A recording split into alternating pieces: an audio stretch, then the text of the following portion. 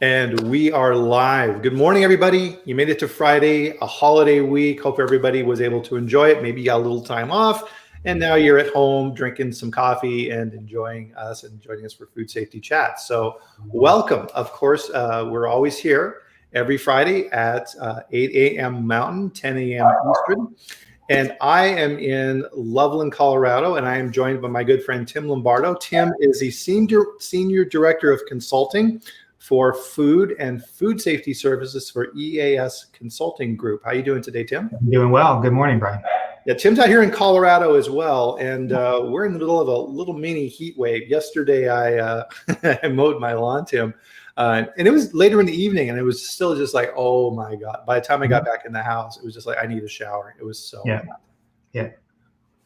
And for us, we start to complain about humidity levels above 40%, but that's a nice spring day for most people on the east. So.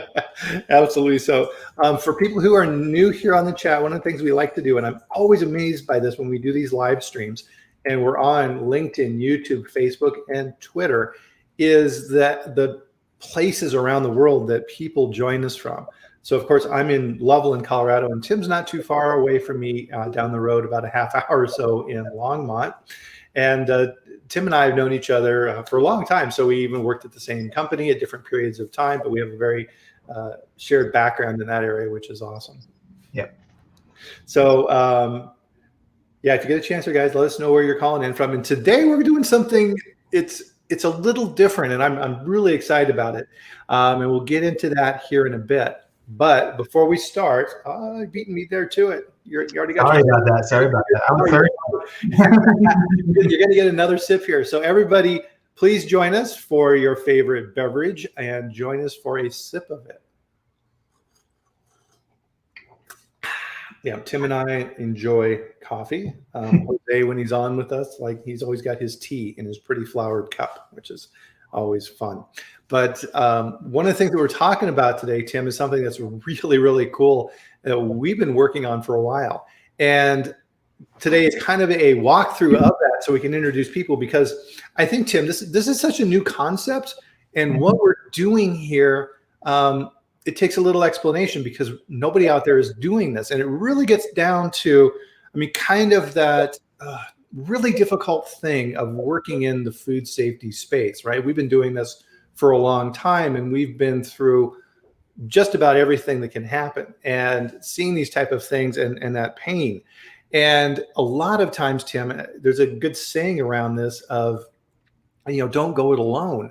And I think a lot of times, I'd be curious to hear your experience on this in quality assurance, food safety, manufacturing type activities. There's a tendency to do that, isn't there? Where you feel like you've got to do everything yourself. Right. You don't want to share your troubles with outside the company, or your struggles. And so it's hard to reach out and ask for help. But there's so many experts out there in all different fields who can step in and for the fraction of the time, just like you said, they've been there, they've done it, and there's no sense in going through it alone. Yeah, absolutely. And I think, Tim, and good morning, Sarpana. Nice to see you today. I think part of it, Tim, is the reason why it's part of why we do what we do.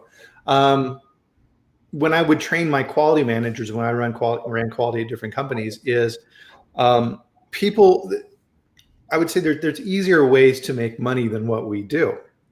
It's a very hard, very challenging field with lots of moving pieces. And you have to keep track of all these things.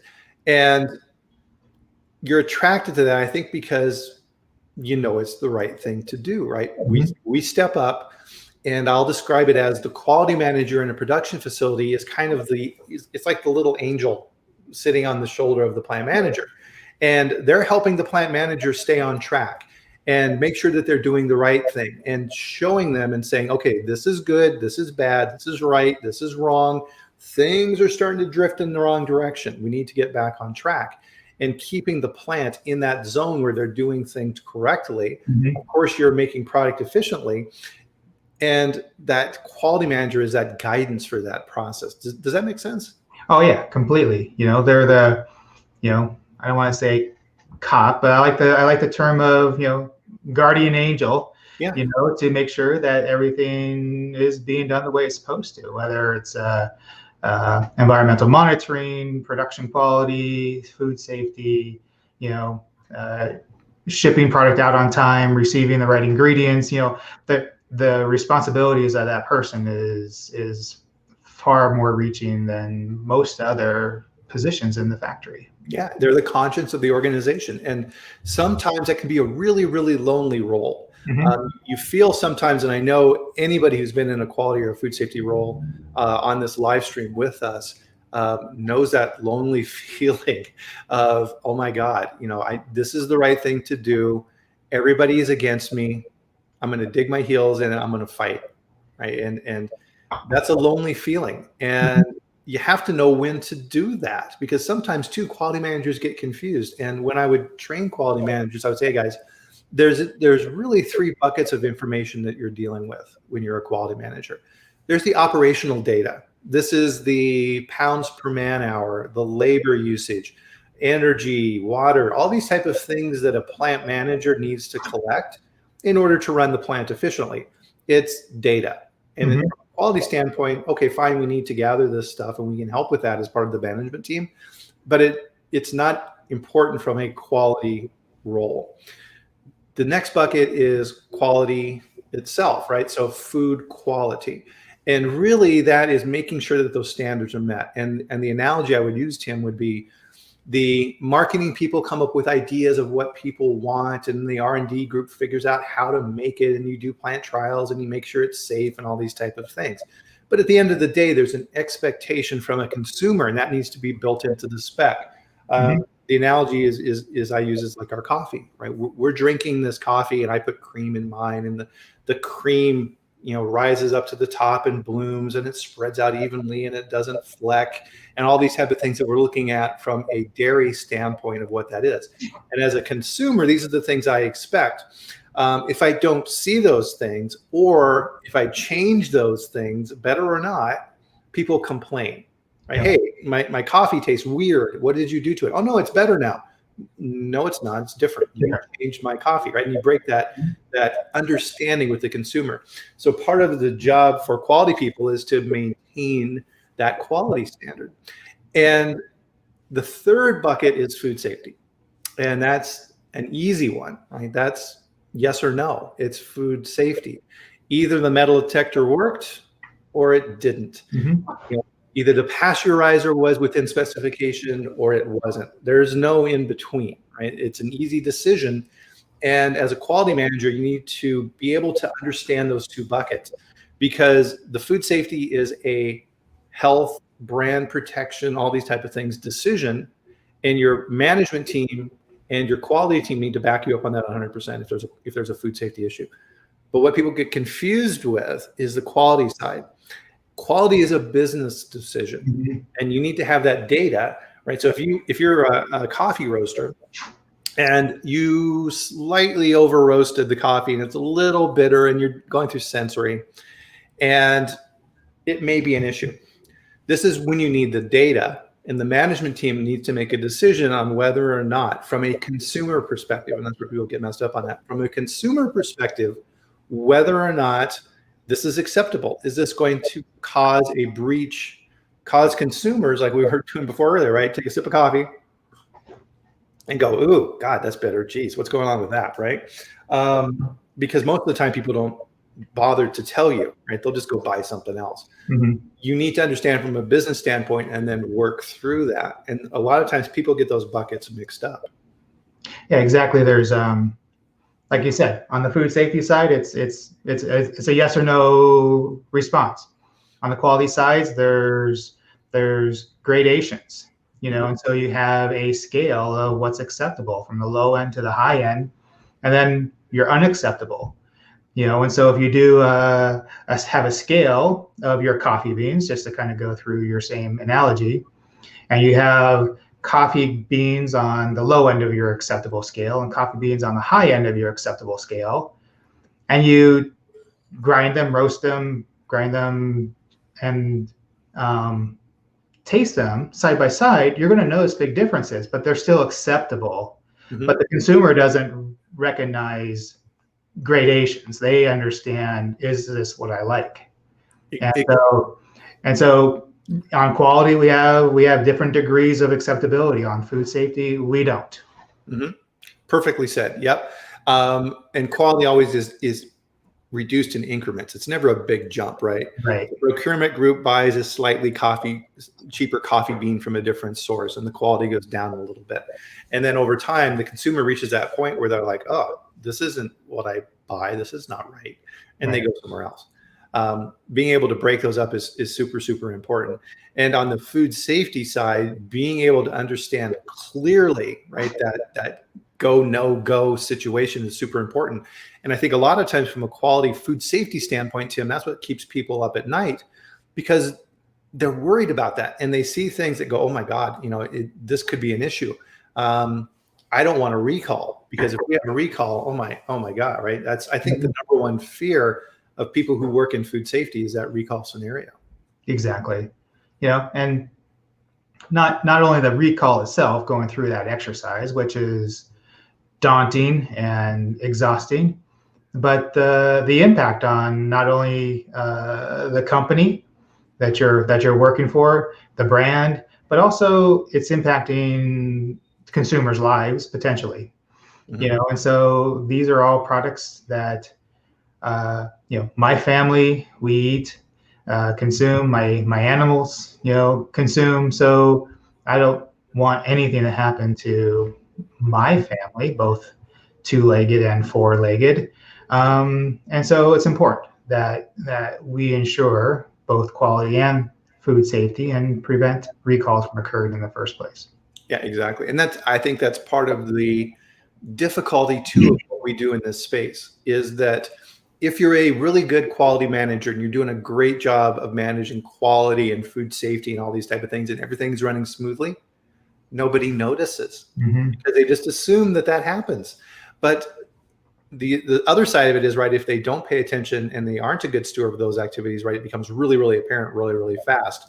So it's a situation where you aren't recognized for what you're doing versus you're being penalized for those problems. Exactly. In some regards, it's a bit of a thankless job, but it's a critical position to make sure that you have. Well, and I think that kind of rolls back into what we were talking about earlier, right? We're doing this because it's the right thing to do. We're protecting public health. And to your point, if what I used to tell quality managers, and when I would do trainings in plants for GMPs and things like this, I would say, you should have 100% confidence that you can pick any product off the line at any time, take it home to your family, and feed it to your grandchildren without a second thought. If you can't do that, I need to know. Exactly. And that's when I did consulting in factories as well. It's the lens that you walk into the factory to gauge on how well their food safety and quality systems are. And if I'm comfortable bringing that home to my family, then that facility is in a good spot.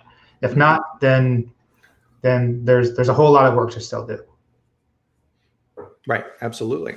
So let's see. So Austin had a comment here. One of the things I discuss with teams is to develop a coalition when trying to develop a food safety culture strategy. Don't go it alone. 100%, 100%. Part of, I think, what we do, Austin and Tim, I like your opinion on this too, right, is we tend to, and the analogy I use is we're like Moses, right? We go in our office, we go to the mountaintop, we write the food safety plan, we write the procedures, and then we come down from the mountaintop with them on tablets and give them to the staff and expect them to do them without any input. And you're setting yourself up for failure if you do that. Exactly. So having that coalition, that's a great term. Yeah. There's a ton of subject matter experts in your factory, and it could be the line operator, because nobody else knows that piece of equipment better than she does. Yeah. It could be a maintenance tech. It could be a warehouse forklift operator, whoever. But there's a ton of subject matter experts in your factory at every level, and those are the people that you need to, as a quality manager, you need to partner with and have a collaboration with with that team to address whatever quality or food safety issues you have, because as a quality manager, you can't go it alone, even within your own team of subject matter experts as it relates to your production and products. Nobody knows it better than they do. Yeah, absolutely. And yeah, when I would create new procedures and work instructions and production facilities, Tim, I'm sure you did the same thing. The first thing I would do is I would go and find who was doing those jobs and go talk with them and have a meeting and say, okay, I'm the new guy. Pretend like I'm the new receiver. Teach me how you do this job. And then I would ask questions around, okay, well, what do you do if this doesn't go right? What do you do if the temperature of the trailer is out of range? What do you do if there's no seals on the truck? And then help them develop those processes and let them know that if those things go wrong, great, that's okay. You need to know when to get management to make a decision. Because if you don't specify those things, people just assume that everything's okay and they just keep on doing what they're doing. Exactly. And building that coalition along that side is super, super important. And I think that's one of the leading causes why quality managers, number one, have a ton of stress, is because they try and do it all on their own. And they don't involve the team, and they try and, I mean, essentially I did this, right? You would spend your weekends, Tim, trying to keep up on stuff, right? Reading emails and the latest FDA guidance documents and all these types of things, and trying to keep on track of all this, and it can't be done anymore. Yep. You know, some of the most successful quality managers that I've met, you know, so going into a factory as a consultant and doing with, you know, a gap assessment, you know, assessing against a SQF or a BRC audit standard, and assessing, you know, where they are in the factory. And so you go and you talk to, so primarily you're working with the quality manager, but then you get into a section, say it's maintenance or whatever. And they're like, well, I don't know, but I'm going to bring in my maintenance manager because he's the one who knows that. So the most successful quality managers are those who spread the wealth and ensure that they are not the primary responsible person for every single quality and food safety requirement. That there are lots of other people in the factory who share that responsibility. And again, the most successful quality managers are the ones who ensure that others have responsibility for food safety and quality as well. And it's just not entirely the quality manager's job. Oh, absolutely. Yeah, I think a good tell on that side is if you're going into a plant doing an audit or consulting or anything like this, and you go to the opening meeting and it's you and the quality manager and nobody else bothers to show. Yep. That's telling me a lot. I agree.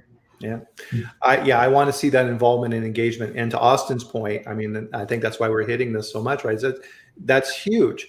And quality managers need to understand that and get outside of their bubble. And I think part of this is because what we do is a very technical field. A lot of us are introverted people. I'm an introverted person. I would much rather work by myself and do some things and then go show people later, as opposed to being extroverted and running around and talking with people and doing stuff as a group and things like that. That doesn't come natural to me.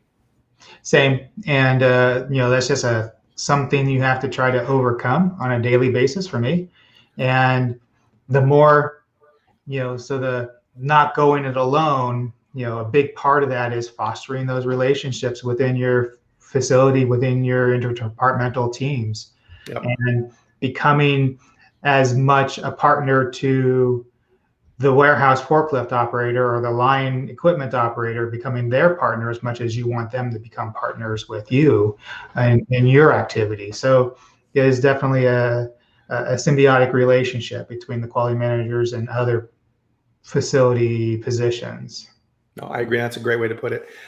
Ed Soul this morning, thank you for joining us. So what about the regulatory side? And I think that's a good point. If I'm interpreting your question correctly, a good example of this is FDA's recent guidance around enhanced traceability. So FDA is coming out with these new rules and saying, okay, these particular products are super risky. So produce and certain types of cheeses, et cetera. And we're going to require new things for traceability. So if a recall happens, we can track these things quickly. So first receiver and all these type of things, right? And I did a webinar on this, Tim, and I took a half hour of questions at the end. And people were really diving in the specifics and say, well, I work at a dairy company that makes soft cheese and gets suppliers from this. And What do I do? And my answer was, I don't know, right? Mhm. It's going to be specific for your case. And you need to talk with your entire supply chain to figure that out based upon what the guidance documents are saying. So I think it's a good example. And the reason I thought of that is that if you're the quality manager, you're in that boat and you're trying to figure out this new regulation and these proposals and what FDA is thinking, and you're just trying to do this on your own, you're in trouble, right? You're going to have a really hard time, and you're going to stress yourself out unnecessarily. Yeah, because let's face it, the regulations are not written to be, they're not very specific. They're general guidances. And so if you're looking for something with some specificity of how do you do steps 1 through 10, it's not going to be there. And so you have to have some interpretation of what the intent is from the FDA perspective or USDA perspective, in the regulations. And your interpretation, as well intentioned as it could be, may not be what FDA, USDA, or even your state agency believes it to be. So, and guess what? Those are the guys who matter. Yep, absolutely. So let's see here. Raphael had a comment. Raphael, always awesome to see you here. Raphael is one of our regulars here on Friday. He always has really good things to contribute. So bitter coffee is a CCP in the roasting process. It depends almost always on temperature to roast. If you have a higher temp, it would be bitter. It's not the grain, but the roasting process, right? So that's a good example, right, of these little nuances in particular industries of what you need to understand. So for me, as someone who's not a coffee roaster, right, bitterness and that particular organoleptic defect is an indicator. And what Raphael is saying is, yeah, it means that you didn't roast that coffee properly. So you may have residuals in there of things that you don't want. So you can see how the argument makes. The point is you need to be able to explain these things when the regulator shows up, right, on why you have these things, why you have them. Sally, good morning. Regulatory is a critical partner to quality. I think you probably have many of the same concerns and worries. Oh, God, yeah. And a lot of times in companies, those two groups are combined into one group. Sometimes they're separate. Part of what I spent a lot of time running quality for different companies was I spent a lot of time with the legal team, which sometimes would be part of regulatory or not. Absolutely. Mohammed is joining us from Iran. Wow. Good afternoon. Corey, good to see you. Our friend Denise, Tim and I both know Denise very well. Attending webinars and discussions like these are key to staying informed in bite-sized chunks when you don't have time to read everything on FDA. Oh, absolutely, right? It's trying to sift through the avalanche of information. And a lot of times people will, and I do this, right? You'll see a webinar out there, Tim, and you sign up for it with every intention to attend that webinar. Something comes up, you've got a meeting, you don't have an hour and a half that day. You're like, okay, I'll watch that later on recording. Well, same thing happens. And you may end up watching on the weekend, which is worse. And you just don't get around to it. It's hard to get that information because I think a lot of the information out there is exactly kind of like what Denise is talking about. It happens on an ad hoc basis. You happen to be on LinkedIn. You happen to see a particular webinar being advertised. You're like, oh, that's cool. I'm going to learn about that. And then you sign up, right? It's always a reactionary type process. It's not something where you can go out actively and say, hey, I want to learn about enhanced traceability and get that information presented to you. Right. Yeah. I mean, it's just a struggle to get it, especially in a clear and concise fashion. Yeah, exactly. Not only just to get the information, but to get it so you can understand it. Yeah, that's part of it too, right? Because if it's just a reiteration of what the regulation says, that doesn't really help me, right? How do I actually apply that information? Right. And how are other people doing it? Austin has posted, everybody here in the comments, a article he put together on culture strategy. Awesome. Thank you. That's why we do this, Austin, right? We want this collaboration between different groups because we all get better. And I think that's really, Tim, a perfect transition to what we're here to talk about today. And the problem that we're trying to solve, which is getting people out of this box of going it alone and being able to collaborate and work with other people who do the same thing like we do, right? People who are in plants, people who have 20, 30 years of expertise or more, and connecting those groups. And one of the things that I looked for out there was this type of interconnectivity, and it wasn't there. The only place I was able to get it in the past, Tim, was conferences, right? So I was on the SQF Technical Advisory Council. I was very involved with SQF. So every year I would go to SQF and see the speakers and maybe ask a few questions of Frank Giannis afterwards if I was able to corner him after his presentation. Going to the lunches and meeting new people and asking how they do things, and then bringing that information back to my company, and then hopefully raise my level of expertise up a little. Right, exactly. And, since the last year and a half, all that has changed even more. With the conferences, we're just starting to get back into some in person, but, the last year and a half, everything's been live virtual. And, that increases the accessibility in some regards, but it also, you're a little bit farther removed, because then you don't have that opportunity to try to corner the speaker and ask some other questions. So it's just whatever is being communicated to you through the computer screen. Yeah, exactly. So it's a little bit more limiting now. Yeah, we've become even more isolated than we were before. Yeah. And on top of it, all of our bosses then came to us as the technical experts and said, oh my God, all right, this COVID thing, drop everything you're doing, and we need to figure out how to manage this, because we still need to make food. Right. And everything that you normally would do got put on the back burner. So now you're behind on those things and trying to catch up there too, and worried that, oh my goodness, I hope I don't have a recall, or that my allergen program doesn't fail, or these type of things, keeping you up at night. And those things can be very concerning. And that's why, today I'm really excited to kind of show everybody, do a quick walkthrough of what we created for this with the Food Safety Foundation. And everything, Tim, that we're talking about today, this collaboration, that's exactly it. And food safety is not a point of competition. And this is something that I think people confuse. And I heard this at a conference I was at a number of years ago, and the VP of quality for Jack in the Box was doing a presentation. And of course, Jack in the Box, for people who may not be aware of this, was one of horrible food safety issue with E. coli. And, children got really sick and children died, and it was all for undercooked burgers, ended up being the root cause. And Jack in the Box, to their credit, learned from that and took it very, very seriously and put very robust programs in place. And she was going over and explaining how their programs work. And at the end, she said, and that's when I really sat up, food safety is not a point of competition. I don't care who you work for. If you come to me, I will show you what we do. I'll take you to corporate. I'll show you the programs. I'll show you our reports. I'll take you to a restaurant. I'll show you how we train our workers. I'll show you the videos we do. I will show you everything, because we get better as a group because of that. And that really stuck with me. And she was 100% right. If in the ice cream industry, Bluebell has a big recall for listeria, that taints the entire industry. You can be the best quality manager at an ice cream plant, but in the consumer's mind, Tim, you're still tainted, right? They go to the store and they're like, I heard something about a recall in ice cream that was really, really bad. I'm not going to feed this to my kids, right? And they keep going. And, the impact to that whole sector, shortly after that incident with Bluebell, the entire ice cream sector was inundated with FDA.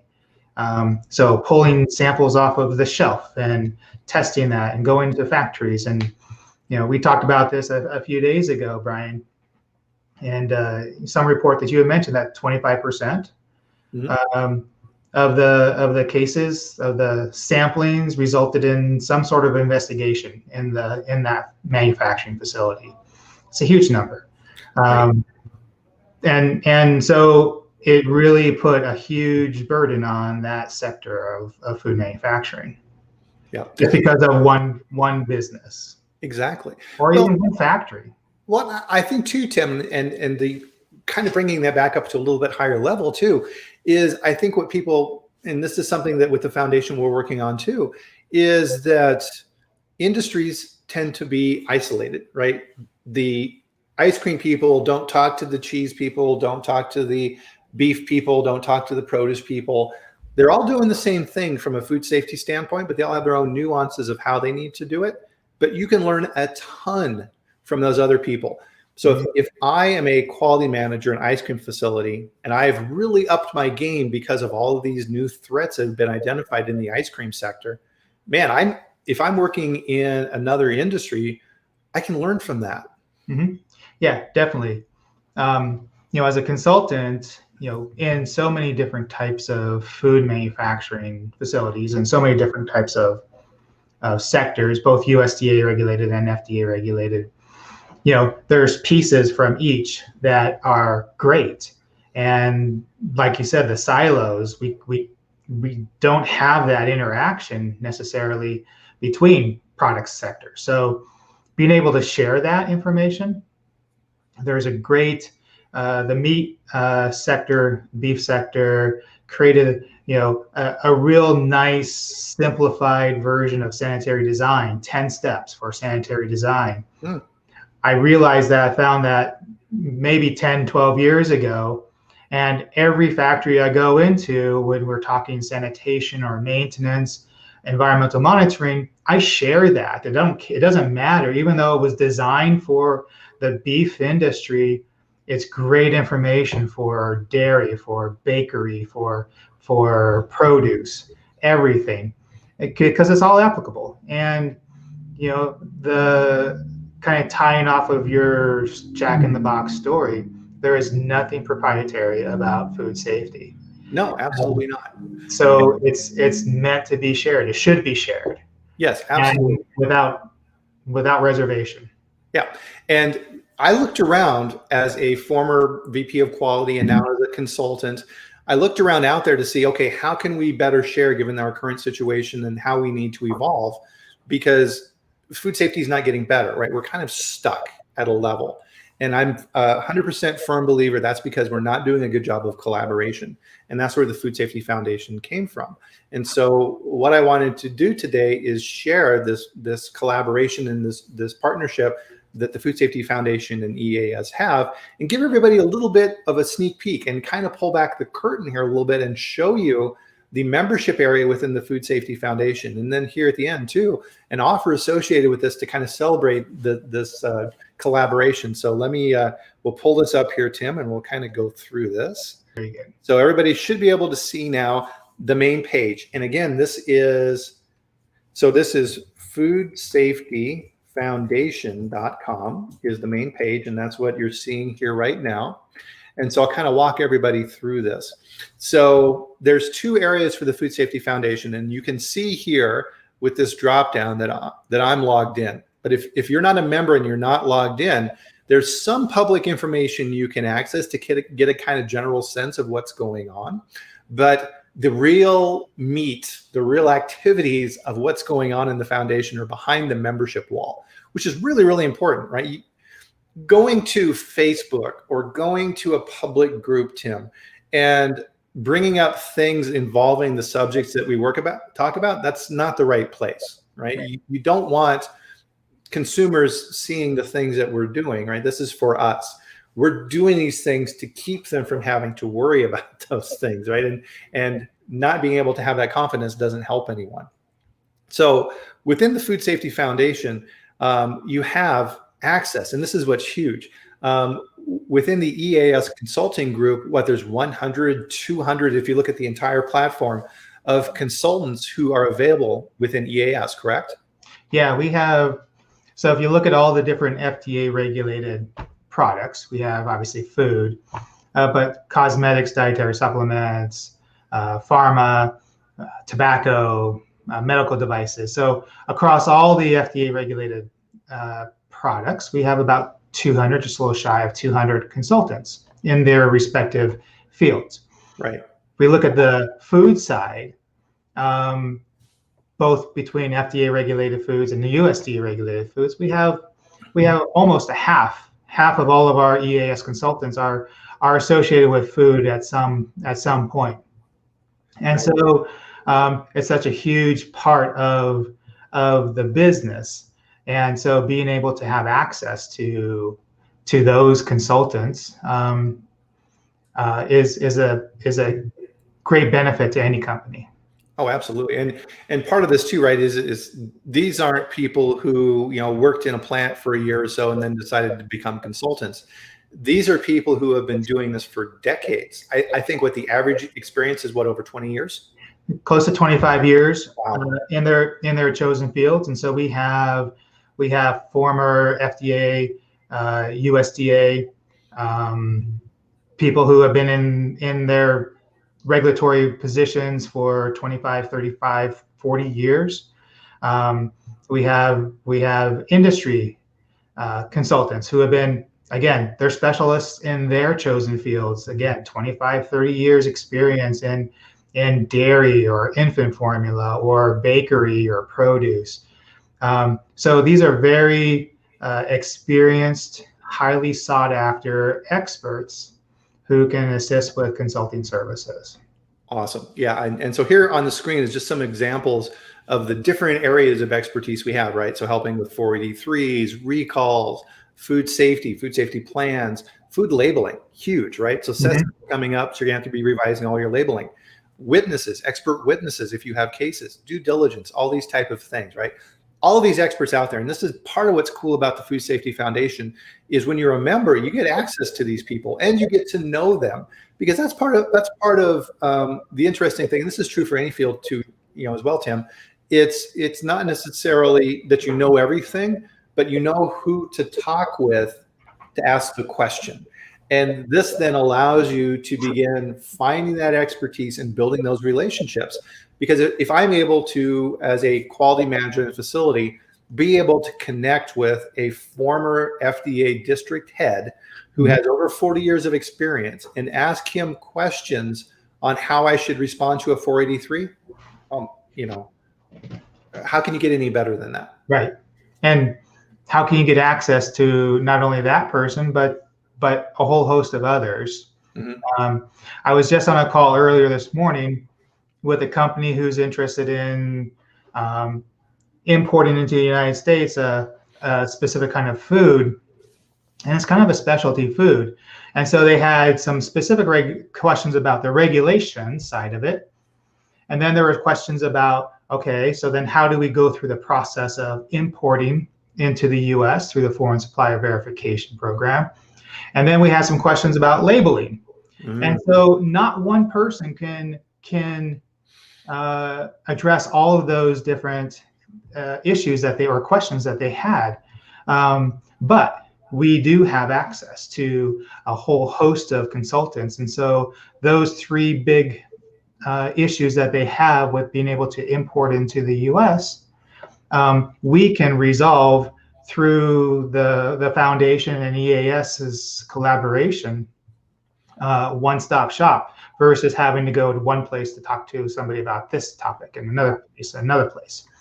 And so we can bring in a whole team of consultants to help address whatever issues you need to help sort it through, because we have that variety of experience and that depth of experience. Yep. Yeah, absolutely. And with the foundation, it's a vetted membership, right? You have to be qualified to be a member of this. So not just anybody can sign up for this and get in, right? You have to be in the right field, you have to be doing the right activities, and you need to be involved with these programs in order to be a member. So kind of with the flow here of how the foundation works, right, is so you join the EAS Consulting Group Food Safety Foundation, and then you can start interacting and gathering food safety information and get regulatory and recall updates. I post tons of information in here and different things that I find. And then you can start using that to build your network. You can actually, there's a mastermind area in here, Tim, and I'll show this to you here in a little bit, where you can interact with these consultants and ask them questions. And you can also talk with other members, right? So we can share information with each other, which is huge. So one of the things that we've always been told, Tim, is that if you want to really be sure that you understand something, is teach it to someone else. Right. So if you've come up in your facility with a kick-ass way of managing suppliers, great. Share that information. Here's how we do this from a food safety standpoint. Everybody gets better because of it, and you get better too, because people can then look at that and say, oh, did you think about this? And you're like, oh, hey, you're right, I hadn't, let me add that in. And you can build on that. So when you're in there, you get access to all this information, you get access to the people, and you're able to collaborate. and you can ask experts to help, kind of what we're talking about here. And the way it's divided up is you can ask questions, and I'll show you how this works in a bit, and have consultants ask questions, because sometimes we just have a quick little question. And hiring a consultant just for a quick little question doesn't make sense, right? So, for example, the rules around sesame, right? Sesame is not going to be a major allergen. Great. I'm not quite sure, to your point, Tim, how that's going to affect labeling. Ask a consultant, right? Ask a quick question, get a quick answer, right? The experts are in here just like you as a member. Now, this is really cool too, is with your membership fee, you get an hour of consulting time included every month that you're a member. And that continues as long as you're a member. So if you're a member, Tim, for 6 months, you get 6 hours of consulting credit, and you can then cash that in and say, hey, I've got this little project. I want to hire a consultant, and use that consulting credit to bring in, let's say, that labeling expert to go through and do a label review for you to make sure all those labels are correct. Right? Why would you spend your time on that when you can have an expert with 30 years look at your label and make sure that everything is correct and get you that answer back quickly, and you don't have to worry about it. And when you're ready for a bigger project, let's say that you're getting ready for SQF version 9 or something like this, now you have a relationship, and that's key, right? You know these consultants, you've interacted with them, you get to see their areas of expertise and how amazing they are. If you have a big project, now you can bring them on board. So for example, my area of expertise is quality systems. I'm really, really good at building quality systems. So you may say, hey, Bryan, we want to bring you in to help get us ready for SQF version 9, right? And you now know me, you've seen my work, and you're confident going to your boss to have that project through EAS. And so it's a win-win on both sides. Most definitely. And I think that's the kind of touched on one of the most important parts of that client consultant relationship is just that it's a relationship. And so there has to be a level of trust both ways. The client needs to really trust that consultant, one, knows what they're doing, that they're an expert, and they're going to navigate through the maze of food safety requirements, quality systems requirements, and get their company into the right spot at the end. Mm-hmm. And so there's a level of trust that has to be between the two parties, and having a forum like this to be able to foster that trust and build that relationship, I think is paramount to any consulting client work. Absolutely. And you in your consulting career, Tim, we're very successful, but it only applies to people who know you, right? So people who had hired you as a consultant were like, oh my God, Tim has done amazing things for us, right? And so you would keep doing more work for them. It's the same with me, but it was only the people who knew me, right? Mm-hmm. And so building that relationship, because part of it too, and people kind of gloss over this sometimes, right? There's all of the technical knowledge and all these type of things, that's fine. But there's the other side of it too. Is this someone I want to work with? And building that relationship is super important. Mm-hmm. So here on the opening page, Tim, we've got videos. And so instead of having a bunch of text around what we do, I created little videos that you can listen to and get an idea of what the foundation is about. And here I talk about our new consulting credits that we just talked about. And here's some of the other benefits is, as we talked about, the mastermind, food safety plan reviews, right? You should have somebody looking at your food safety plan who's an outside set of eyes, who can look at it and make sure you're addressing everything that you need to address. One of the things when I'm looking at food safety plans, Tim, is I always ask people in FDA regulated space is, for your food safety plan, have you consulted FDA's guidance document, Appendix 1, on the risks for chemical, physical, and microbiological hazards? And the answer I get back a lot of times is, the what now? Right. It's like, no, you need to look at this, because FDA, when they come in to evaluate your food safety plan, they are, right? So you need to be on the same page. So super important. Food safety reports, right? So things like this, the weekly live streams, right? We also have on-demand webinars. And so this kind of gets back to what we were talking about before. So instead of just happening to find something out there that you're interested in, flip the script. Hey, Bryan, hey, Tim, why don't you guys do a quick discussion on sesame? Great. Happy to do that for the members. We would love to do that. And then the members get that benefit and they get it when they want it. Update calls. We have a team call every 2 weeks where the members get on a call and you're able to meet everyone else and talk about issues and what's going on out there in the real world.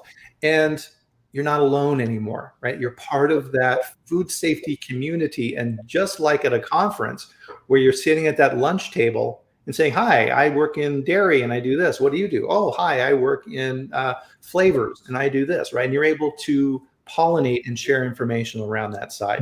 Super, super important. So this is just the opening page where you can get information. And so within here, you have your membership information, contact, but really I wanted to show everybody kind of behind the scenes of what does it look on the membership side. So the main area for collaboration, Tim, is this, the mastermind area.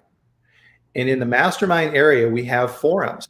And these flex and modify depending upon what the members need. So for our consulting team, and again, right, we have over 100 food safety specialized consultants available with EAS Consulting Group. The consultants are able to go into a private area and talk with each other and learn from each other, right? Because we're all learning all the time. And so we can cross-pollinate our consultants as well. And so going to that graphic on the first page, Tim, if you have a basic question for a consultant, like we were talking about, answer back from consultants. So consultants then can answer your question and bam, you're golden. If you've got something where you want to use your consulting credits, your hour of time every month, you can then go in here and post and say, hey guys, I'm putting this out there for any consultant who is interested in this. I need some help on my allergen procedure. If someone can revise this and take a quick look at this, I would really appreciate it. Now, part of this too, Tim, is once you get to know consultants and you understand their areas of expertise, you can reach out to them directly as well. So there's nothing stopping you from saying, hey, Tim, I see your profile page and we have in here consultant bios here where you can go and review the different consultants and what they are experts in. And you can contact them directly as well and say, Tim, I have 2 hours of consulting time. I'd like to cash in my credits and have you take a look at X, right? And you can say, awesome, love to do that for you. And once you move on, and if you have a bigger project, same thing, right? Now here you can go in here and say, hey, listen, guys, I'm thinking about moving to SQF version 9. I need some help with some of the new requirements for the gap. I have a project where I want some gap analysis done. So you can go out there and get that help for that. So of course, within here, we have all of our food safety chats. And so here's the chat from last week. So Dr. Marshall from Eurofins and I spoke about micro and some of the new threats around ready-to-eat foods. And as you can see here, we're already on episode 33, and this is now episode 34. And these just continue. And what's cool about this is as I have supporting documentation, so we had a conversation around food safety plans. I include my template for creating a food safety plan, right? And you know as well as I do, that's amazing, right? Because those things don't get shared. We have our members calls. So here, every 2 weeks, right? Then we'll post that call so people who weren't able to attend can get caught up on what's going on out there. And this is really cool too, Tim, is this is the file share area. So we all attend different webinars and we attend different sessions and different stuff, and they have handouts. And we see white papers on the internet and things like this, or a YouTube video that we watched that was really cool. Everybody who's a member can post that information here in the file sharing area. So you can go here and you can find that information. So here in the FDA regulatory file, right, we've got the latest Codex Alimentarius. We have in the FDA inspection files, we actually have a file here, and I spent probably a month creating this FDA inspection file. This is all of the FDA citations, 43s, warning letters, you name it, filtered by category. So you can drill down and see what FDA is looking at in your particular industry. And I've created a walkthrough video showing you how to use that file, right? All you've got to go is go to the file share area and you've got it. We also have in here other stuff down here in this membership area here, right? We have an event calendar where all of the different events. So IDFA is coming up. Here is a link to the website if you want to register for the IDFA conference. IAFP, sorry, my acronyms messed up. Coming up here later in the month, which Tim, by the way, is going to be at. Yeah. You can then go to one place to find all this information. We have a continuous rolling stream of food safety news. So this is updated every hour, Tim, with what's going on out there in the world.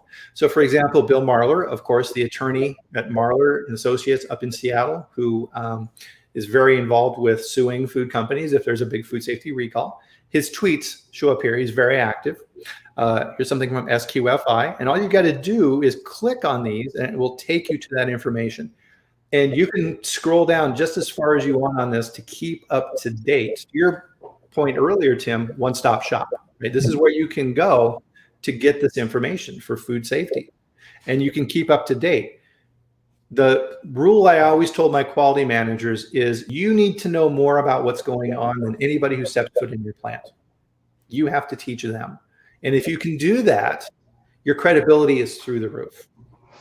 So you also, of course, with any other site, you have all of your information. Everything is private. You can set up your subscription. You can set up your profile, all those type of cool things. We've also added recently case studies. So Real Water, which was a recall in Nevada with an alkalized water. A perfect case study of what not to do if you have a recall. So I've gone through here and compiled all of their missteps. So they add some substance to this water, Tim, to alkalize it, to raise the pH because it has supposed health benefits. And on a particular lot, they added too much. And people got sick. One lady died.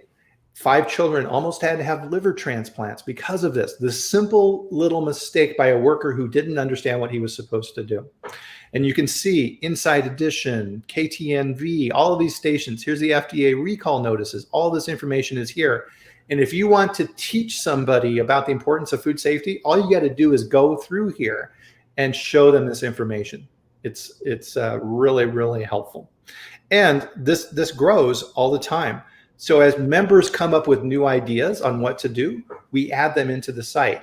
This site, Tim, is for the members. It's not for me, right? It's that tool that we need out there to help get together and build safety, right? Because you don't do this on your own, right?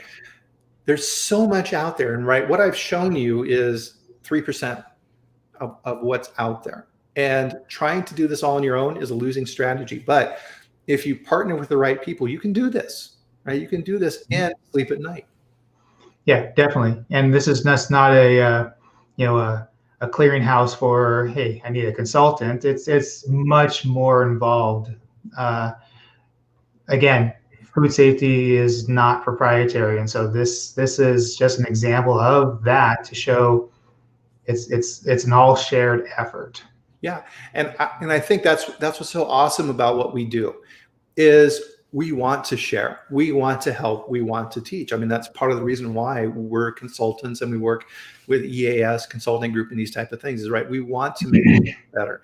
We want to protect people's family. We want to help people do that, and it's a driving force in our lives, and it's a huge source of satisfaction.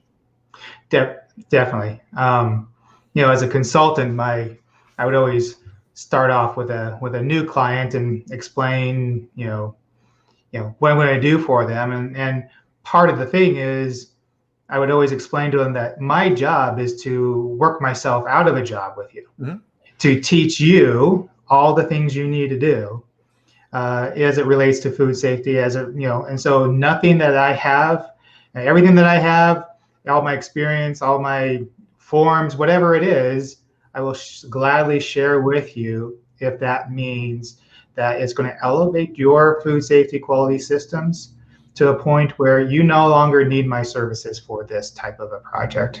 100%. And that's the goal. That's the goal. Everybody to elevate their own systems. Yep. And be able to do it successfully on their own. Yep, absolutely. And yeah, the phrase I use on this is you need to be able to tell your story.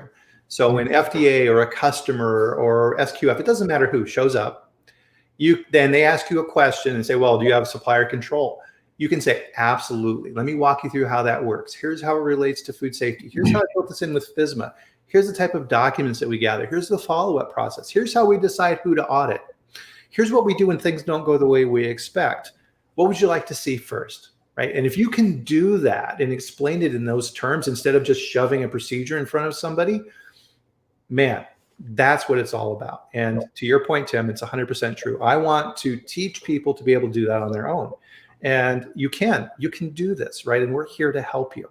Mm-hmm. And as part of this, and what we're doing to celebrate this, guys, is we're making a special offer.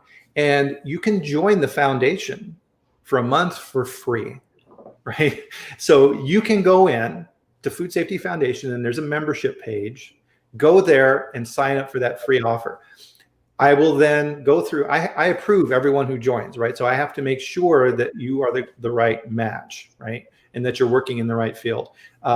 If you're a salesman in China who is selling bulk chemicals, no, you're probably not the right person for this group. But if you are the right person, then you're in. And everything that you see here, you have access to, and you can try it out and make sure that it's the right fit. And with the hour of consulting credit you're getting every month, I mean, we all know how much it costs to hire a consultant, right? It's not cheap. If you hire a good consultant, they're worth every penny, but it's not cheap. So you can go in and try out the Food Safety Foundation for yourself. And what people have found, Tim, is once they join, they don't quit, right? Because they understand the value and the peace of mind that they get by being a part of this group. Right. And having, I mean, just the access that you would have through with the other members, with consultants, just to be able to use as a sounding board. I mean, that alone is worth the membership.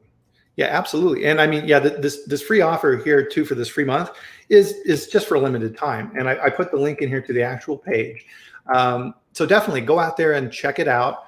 My contact information is on there. I'm glad to get back with you and answer any of your questions. So let's see what other comments we had here. Corey had a nice comment here. Good morning. Tim is a great consultant with a wealth of knowledge. Absolutely agree. Corey. Tim is a great consultant. Marielle, nice to see you. Good morning. Here's another person with the thumbs up for Tim. Tammy, this looks like a great system. Thanks for making food safety more approachable. Thank you. Austin saying great resources. Thank you very much. We're really proud of this, right? No one out there is doing this. And it's kind of one of those things where you look at it and you say, well, why hasn't anybody done this before? Right?